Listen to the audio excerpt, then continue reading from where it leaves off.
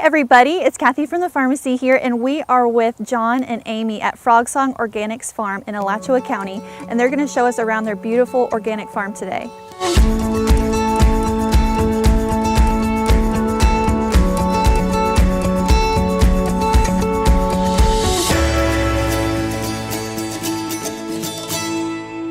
My husband, John, and I, we both studied agriculture and horticulture at the University of Florida. And we both, when we first met, dating actually, we both wanted a farm. Aww. And we ended up living in California for a while before we came back to Florida.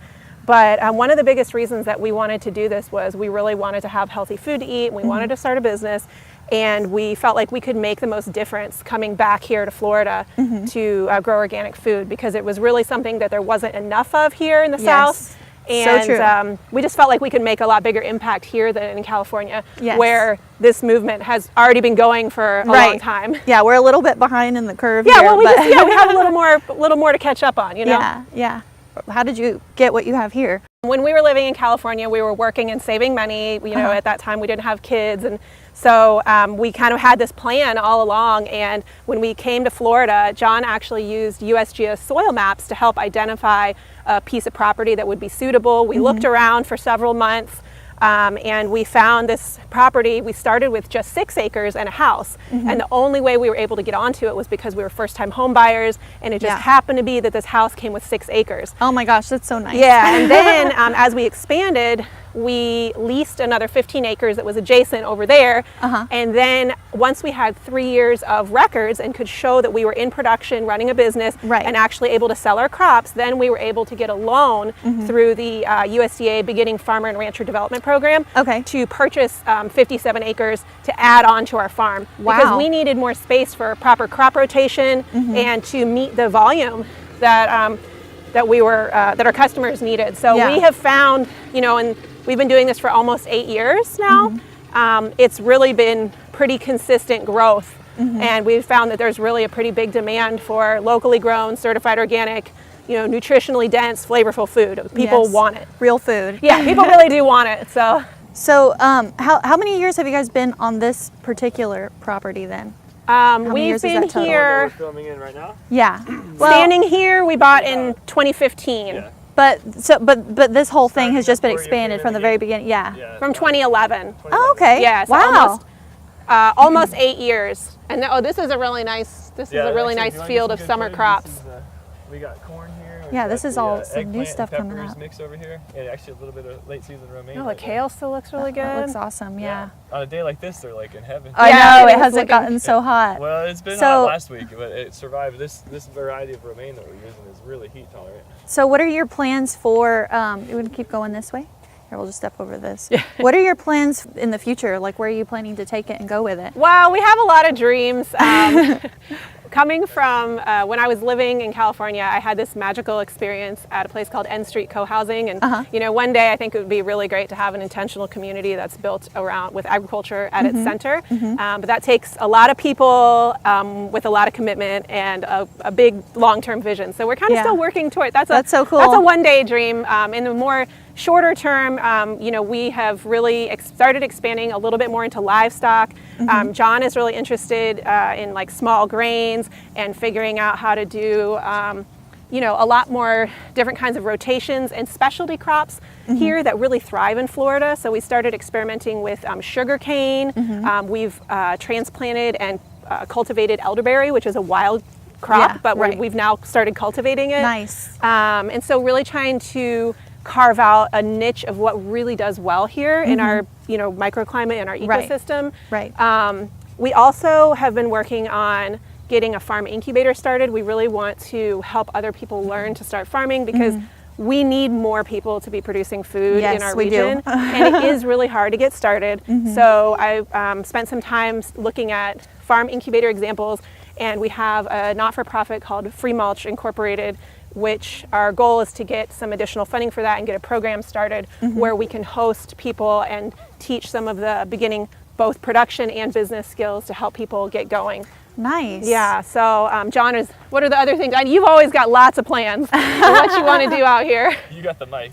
Yeah. Cows. John really loves beef, so you know, he's always wanted to have maybe get some cows, but they're a little scary to get out on your crops. So we're just really trying to continually look at the best ways to try to make a living off the land and make as much nutritious food as possible for people. Yeah. Cool. So yeah, show me what you have going on in here. So one of the things that is really one of the foundations of organic farming is that you're aiming to build soil. It's not just about the absence of chemicals or the absence of synthetic fertilizer. It's really about what are you doing to improve biodiversity, improve the soil, actually protect the natural resources. So this is buckwheat. This is a cover crop. And then John, is this millet in here? I think it's a Japanese millet. Yeah, so this is a mixed cover crop of buckwheat and millet.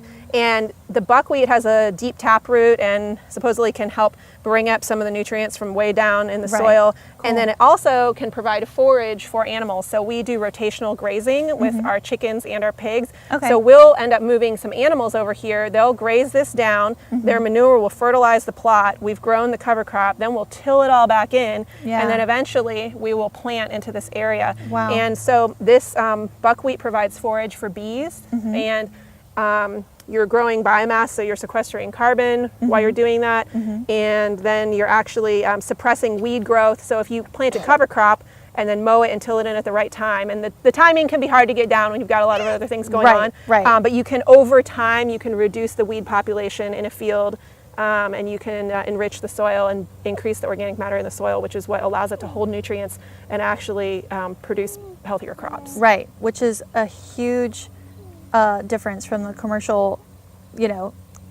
conventional farming, which they're just pumping in a bunch of chemical fertilizers and things and not worrying about anything except all they're doing is depleting everything that the earth has. And the thing in Florida that people really need to realize is so many of our soils are very, very sandy. Right. And whatever you're putting on the ground, if it's a soluble synthetic nitrogen source, whatever's not taken up by the plant is going straight down into the aquifer. Yeah. So we have a special situation here where what we put on the soil is even more, You found a potato. So cool. You found it. Yeah. So this area had really little previously potato. been cropped in potatoes. Yeah. And then we harvested the potatoes, but it is very hard to get every last single one. And so then we... Oh, you see another? There's a few potatoes. I see one right here too. There's a few lingering potatoes. on this System. I'll show you this little tree over here. So this is a young elderberry tree. And so as we've cleared the property, it was mostly cleared, but as we've opened up areas for cultivation, we have actually uprooted and transplanted some of the wild elderberries that were on site and then replanted them where we want them to grow. Yeah. And we started fertilizing them, cultivating them. And so these are elderberry flowers, and then these are the little green, I think Little these are berry- these little buds that hasn't flowered yet. But there's elderberry flowers, and then these will turn into these really dark, beautiful berries. And this plant is really good for supporting your immune system.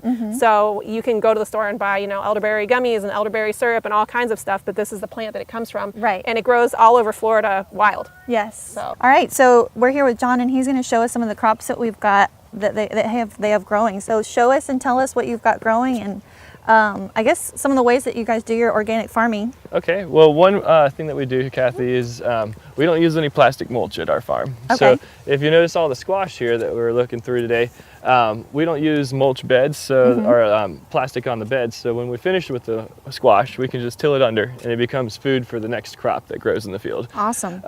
One thing, a lot of organic growers rely on the plastic, but unfortunately, right now you can't even recycle the stuff. So 100% of what you use to make vegetables goes to waste, goes to a landfill right now. I wish it wasn't like that, but China doesn't accept recycling right now. And plus, it's all the carbon to ship it there anyway. Right. So what we found is, instead of spraying squash, we haven't sprayed these squash at all this year. We watch for the worms. Sometimes we'll have to put out the dipel, which is a BT, Bacillus thuringiensis, for worms. But what we really rely on is relay planting. So this is, I think, the what is relay planting? Relay planting is, well, in this block here, we've already had 2 crops this year. Oh, and okay. so As soon as they're done, like the radishes, the lettuces, we put in the squash and formed up the beds really quick. Okay. And so the squash are here for a really short amount of time, and it doesn't cost as much to direct seed these things. We don't actually even do these by transplant. They go in direct seeded. Okay. And the cost is mostly in the fertility and the seeds alone, and then if you have any spray that's necessary. But this block was just in the perfect zone, and it basically goes for about 6 weeks, 4 to 6 weeks, and then she's over, and then we plow her under. And Wow. it's really quick. That is And really quick. Yeah, but we That's tried to something. do it with minimal production expenses. So most of our expenses was actually in harvesting here. And this is all squash. I saw some Yeah, zucchini, mixed that patty pan. squash. Yep, and, Yeah, summer and squashes. It'll be coming on next week. Will be like the peak week of this block. Awesome. And then by June, this block will be totally done. Do you guys also harvest any of the blossoms, or do you? We do. It's kind of more a challenge than it's worth. We haven't been Yeah, able to I know make- they're very delicate. And Yeah, they're they're hard very to keep. delicate. And buenos dias. Gracias.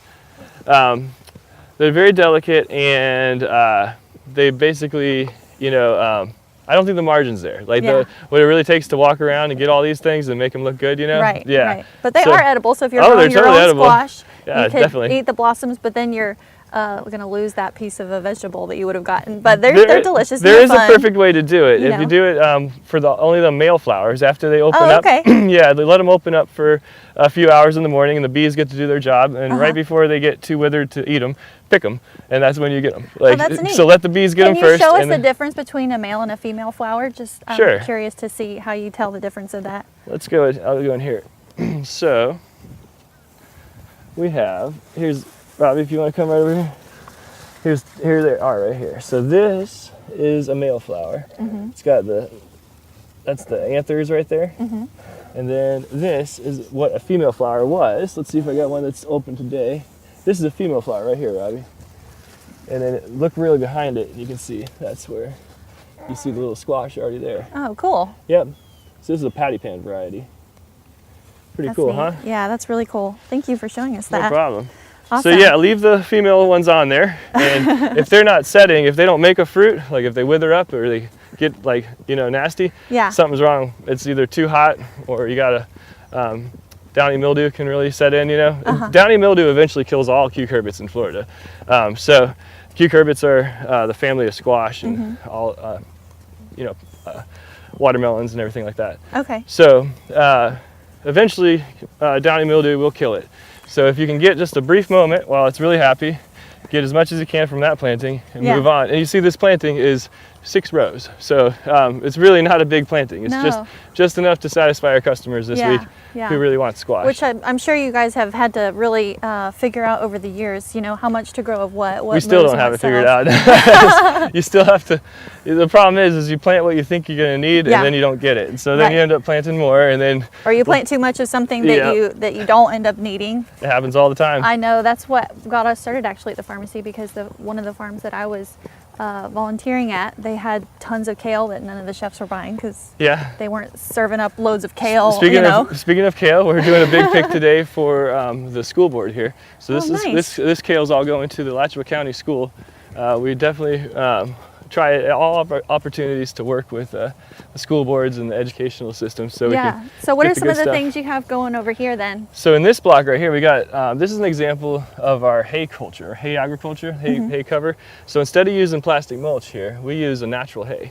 And we do alternating rows here of eggplants and peppers. You can see every other row is an eggplant, every other row is a pepper. Is there an advantage to doing it alternating like that? Yes, the eggplants provide peppers the shade that Oh, they need. Yep, as the season goes on, the eggplants will get much taller, and the peppers, ooh, look at that. There's shishitos that are ready this week.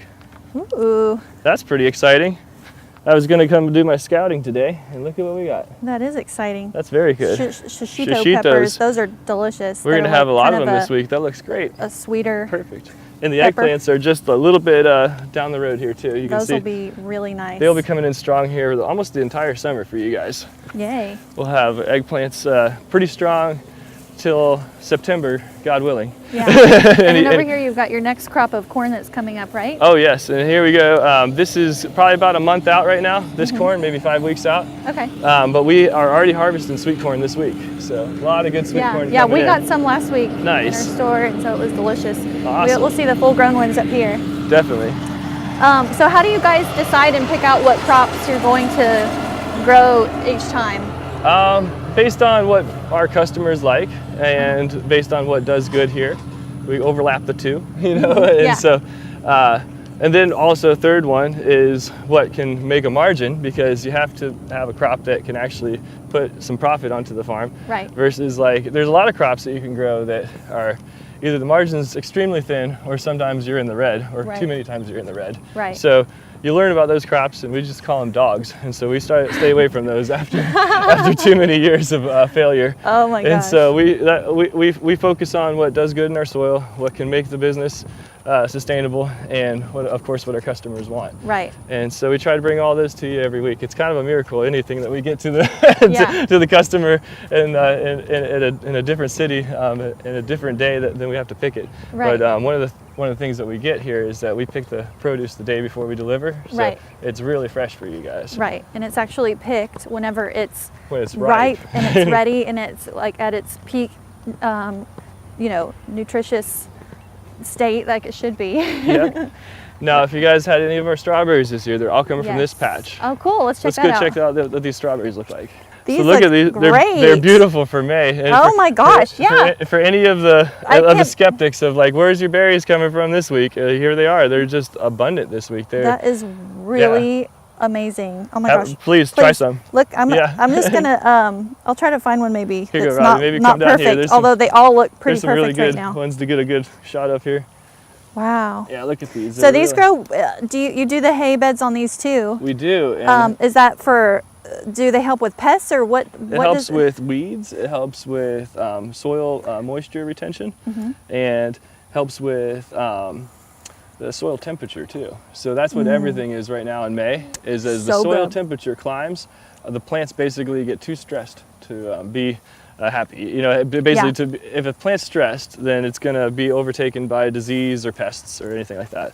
So what stresses a plant out is when it's out of its range of temperature. Mm-hmm. The strawberry plant needs to be, happily in the 70 degree lower than 70 degrees on the soil temperature. Yeah. So when you have black plastic beds, which most growers use for strawberries, Right. as soon as it gets like 85 degrees outside, Cooking the it's beds. cooking the beds. Exactly. my And so gosh. that's why all the plastic growers tap out real early. Yeah. And then we come in around March, April, May, and then we come in strong when everybody finishes in Plant City. So let Plant City finish, Yeah. and then North Florida has we have our window basically. You have your heyday, Yeah. so to speak, There's with a the. showstopper right there. Oh my gosh! I'm glad you got that. That's a flat tire. I needed waiting to find happen. that one. That's why we took this walk today. Well, I know even our hydroponic farms that they typically have a longer season. They've been done for several weeks Oh, at wow. least. Yeah, but they're a little bit warmer too down in Totally. Orlando versus even just this being an hour and a half. It makes north. all the difference. It does. Yeah, because you have a little bit longer of a cool pocket, Yeah. just slightly. So you wanted to see what some corn looks like when it's Yes. a little bit more mature? Yes, we'd love to see that because Let's walk over here, Robbie. corn is one of those things that with all of the crazy things that they're doing to corn nowadays. Oh, yeah. So where do you guys get? How do you? Let's look at these over here. Okay. So we start with untreated seed. It's Uh-huh. non-GMO. And we're working with some growers to actually get an organic seed in here. Now it looks like they missed this year. Let's look at this one. So we're doing some trial varieties, but that was correct. The pickers were correct. I was incorrect. It needed about 2 more days, 1 more day. Wow. It'll get a little bit more yellow. Yeah. And this is a bicolor variety, and even now it's really good. If you guys want to take this one home. I would love to take that home. Yeah, definitely. My toddler will love to chew on that in Exactly. a little bit. It So, looks awesome. Untreated seed is the most important thing in non-GMO corn. Right. So we start with that, and there's only a few varieties that we can actually get that are basically meet those qualities. Uh-huh. And right now we have about 6 varieties planted in the field. Most of them are number varieties. We're doing experiments for Johnny seeds and or variety trials, and some cool stuff coming in. Hopefully they'll figure out some better varieties for the South. But we use a primary variety called Vision that's available on the market, and it just this year is not doing so hot. We'll have some Vision, but it's not like previous years. So what we find with organic seeds, or seeds that we can use in organic, is that they're highly variable, and sometimes they don't maintain the lines really well. So that means that like 1 year It'll it will do, do well, and then yeah. next year it might not do so well. like what, like as far as like how it grows, or If you guys want to look at the beans too over here. oh yeah, that sounds Yeah, good. in terms of how it grows, maintaining the seed line means that you have to be really diligent about finding the best parents in each line, you know, and then adapting them for that location too. So like the line that comes for the southeast might not be the same line they use for somewhere else, you know. Yeah. And so that's what Johnny's and a few other seed companies are really trying to find the seeds that'll work better in this area, and then maintain those lines. That's why I've been trying to pester them. Like, once you find the line, don't let it go. You know? Right. Yeah, because it might not be the highest volume one. So that's the thing. You know, they're always going to focus on the highest volumes. Right. Which so. one's going to output the most? But it might not be the one that does the best. And so you here, have the check out different these. beans These are going. tricolor beans that we're picking. The yellow specifically this morning, and so beans are like corn too in how we plant them. We grow them on open beds, and we cultivate them with the tractor. We cultivate these beds about like 5 times before they get too tall to drive over. And then on a week like this, we're harvesting a really good amount of beans. Like in terms of, they came in really good because of the previous warm weather, you know, and it was pretty dry. So the beans like warm, dry weather, but it can't get too hot. And then once it gets too wet, they're out. So it's a moment of time that it'll actually work here. Yeah, and I know I've harvested like beans and peas, especially like snap and snow peas. Those things are tedious to harvest. Well, it's something for your customers to understand Yeah. too. You know, what you're seeing on the commodity market is a machine-picked bean. Okay. Like when you take for instance like the green beans you see in the grocery store. Right. They don't look like this. They don't taste like that. Right. They're all bred to come out of off the plant at one time, basically, to get the most yield under one cut, because they go through with a combine and they cut everything, Oh, and then okay. they have mechanical sorters that sort it out, like in a big packing facility. Right. And so when you do that, the beans taste like cardboard. Unfortunately, Yeah. they can't do the varieties that taste really good. You know, like these beans. These May I beans taste one? Of course, yeah. This is a yellow wax bean. It's an open pollinated variety. It is amazing. It's so is sweet. amazing. Oh It my is gosh. crispy, and they hold their quality for like 2 weeks. It's amazing too. Like out of the ground, like we'll get these in the cooler in the next hour, and they will be wonderful for many, many days for you guys. So That's awesome. Yeah, and what we do to compete with the green beans in the grocery store is we mix all our beans together. We mix our green beans, our yellow beans, and our purple beans together. Yeah. So far, they haven't figured that one out. So that's what we're really banking on, is people to appreciate the artisanal quality of this product that's so commoditized. It's like corn, you know, it's so Right. commoditized, but really to do it right, organic, Yeah. Florida organic, you know. Exactly. Yeah, it takes some resources, but it's really way superior of a product. It you know? is. I mean, the taste, you just can't compare it. And then also the nutritional profile. and Nutritional everything. profile, exactly. I mean, you just. and so- pesticide content, 0. Oh my God. That's the best so thing, right? Awesome. So can you show us some of the animals and things that you have Sure. that you incorporate on the farm? Because I know your wife mentioned that, you know, a lot of this is where you're, you know, using the animals to help with certain parts of your whole growing. Of course. So here, we're all about the whole system approach. And so what we're trying to do is find a circular fertility feed program that animals eat the pasture, animals deposit the fertilizer. We plant the crops at the correct interval so that they come out of the ground 120 days after the animals were there. That's to comply to organic, USDA organic. And what we do, we found out, I'll tell you about the rotation here as we stand in front of the pigs so you guys can get some good shots. So this block 2 years ago was strawberries. Then we tilled in the strawberries last May. And by June, we planted this entire block with sweet potatoes. Wow. And then we harvested all these sweet potatoes by November, probably September through November, we harvested all the sweet potatoes. And then we planted ryegrass on top of the sweet potatoes Okay. after we harvested them. And what we have Pigs? now are our pigs here. We've got 2 generations of gilt. This is the girls' room over here, girls' corral. We have both males and females on the farm, but we don't let them anywhere near each other. Yeah. And these girls have been working their way down this whole block for about 4 months. Wow. Yeah, they started all the way up there where the other photographer is right now. And they just keep on working back and forth, back and forth. They've hit here. They've gone there, next block's right there, and they've got about 2 more movements here, and we'll finish Wow. the whole block. I bet they're super happy to be out here and to have always a fresh block to go on. Fresh to. pasture every 5 to 7 days here. That's And that's so- pretty posh treatment. It for a is, pig. and you can see how happy it makes them. I mean, like Oh, yeah. they really like living outdoors. They don't. I mean, animals don't want to be confined, you know. No, right. And like the most confinement we have to do is the electric fence, but it really is, you know, it's more just like how you say, like a negotiation with the animals rather Yeah. than a confinement, you know, because they can get out anytime, you know. They can Exactly. they can get But out right. I'm sure they know where their happy home is too. Exactly, and pigs are really smart, and so once they know where they're supposed to be, they want to be there as long as you keep the resources there. Yeah. Like you need shade resources, you need water resources, and you need food resources. Yeah. So if they have all that, they'll be happy. So what breed are these? All mutts. Yeah, we have. Aw. Yeah, we don't really believe in any purebred hogs because Yeah. there's no hog that was native here. You know, there's wild released hogs, you know, but there's nothing that was actually like, you know, evolved to Florida. So Yeah. anything that looks like it's got good vigor and digs, that's actually the characteristic we want most is the digging characteristic, Yeah. which is a characteristic that most farmers don't want, you know.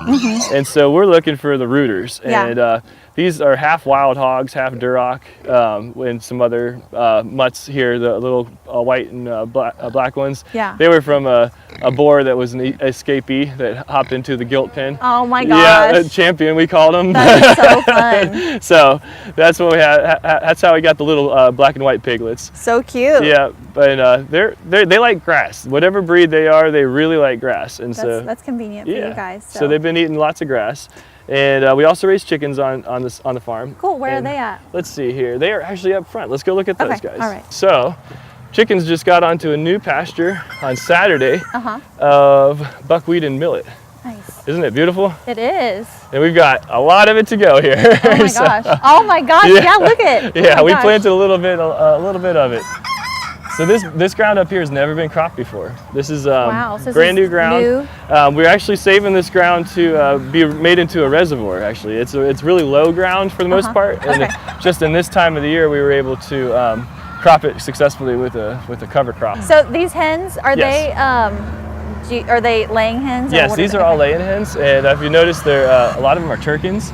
They're my favorite breed. So Is that the ones that are naked necks? yeah, the naked necks. Yeah, they look. So they crazy. haven't just lost all their neck feathers. No, they're actually bred to be like that. What did you call them? Turkin. Turkins, like a turkey. It looks like a turkey. They're Turkins. Yeah, turkey chicken, right? So you can remember that. Sounds like a turkey. They're really chicken strong too. birds. We look for vigor, and we look for resistance to diseases, and we look for production. And they're also good dual-use birds. When they do get done with their egg production cycle, they're really good for stewing hens too. So, Oh, okay. Yeah, we always look for those characteristics. And what we do is we get a new breed every generation. So we have 2 different generations in here marked by their breeds here. So we know which ones are older than the other ones. Right. So one of them 6 months older than the other one. Oh, okay. Yeah. So rather their than banding them- generations are really short. No, that was just the interval was really short. Oh, okay. But their generations will be about 4 years, 3.5 to 4 years. Oh, okay. Yeah, 3.5 Whole years is when we start looking at like when what the seasonality of it is. Mm-hmm. Because if you're going into the winter and it's 3.5 years, yeah, you don't want to keep going basically. Yeah. Do they lay fertile eggs in? Because I see you have a couple roosters in Yeah. here. Is that on purpose? Yes, the roosters are for what do you call it? Flock health. I mean, like they really do have a lot less stress when they have a rooster or 2 in there. And also Is that for because they predators. keep them? That's what I was going to say. They protect them, or Well, what is the it's- reason? It's a little of both. Chickens are really. You see the rooster over there? Yeah. Yeah. He's really pretty, He by the is. way. He's like the head honcho over here, keeping a look over all his ladies. Well, chickens are how do you call it? The pecking order is really Yeah. important. It's like their flock mentality, and so if there is not a dominant chicken out here, a dominant rooster, then one of the hens has to like basically make herself into the dominant rooster, and it'll happen. But sometimes they're not confident in that role, or Yeah. sometimes they struggle in that role, you know. Right. And sometimes it works. A lot of times it doesn't. You know that we've seen. You know, if you just have 1 or 2 roosters in there, all the hens seem to be a lot more mellow. That's and like, really cool. Yeah. Really interesting. yeah, it just takes 1 or 2 per 100 birds, really. Wow. Yeah, it's just kind of a flock mentality thing, you know. Mm-hmm. And then we try to pick the roosters that are the most aggressive towards predators. So if they come up, you know, like and try to swat something they don't know about, you know, that's Yeah. the ones that we actually want. And Like, they'll- as long as they don't swat you know, like the harvester, you know. Yeah. Thank way. you so much for showing us all around. This is a really, really beautiful Thanks. operation that you have here, and Appreciate just it. everything working synergistically as it should on a farm. I won't say it's perfect, but we're doing the best we can. Yeah, you guys are super knowledgeable and have obviously figured out a bunch of stuff. So thank you for sharing all of your wealth of knowledge with us. Thank you. And Thanks for coming. We hope to get to show this to a bunch of people and help to have other people find out how to do the same things themselves. Sounds So good. Thank you guys.